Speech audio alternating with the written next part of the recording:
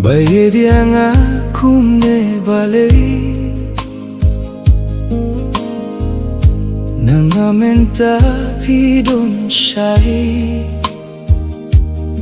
ulyo badum musahlingo tangmarue kasngi basyai kadum sinia Merway min Syiem ka shulinga baieid kumne yana tang marway Ku Syiem ka kut Shadem Jong happy jing nga shen tuan Khblei no wan pen ngien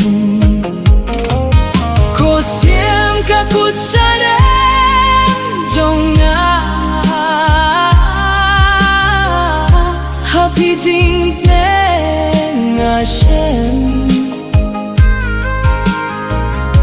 tuan Khblei no wan pen ngien Shano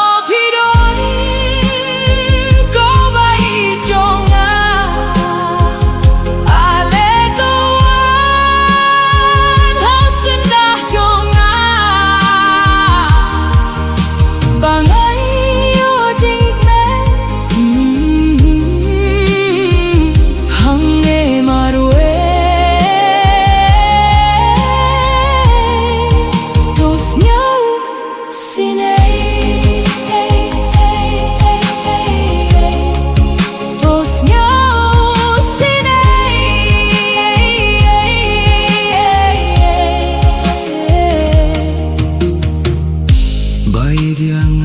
tos ngau sinay watia yang marway hangne umat nangawat siya kinjaw kumlapraha hamit badum marway ngatma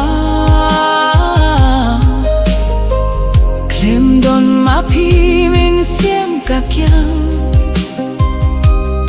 Shajay nga pi banim ngamla ngakinja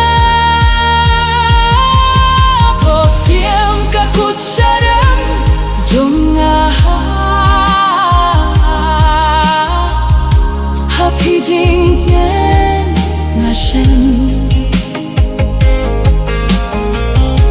tuan Khblei no wan pen ngien Ku Syiem ka kut Shadem Jong happy jing nga shen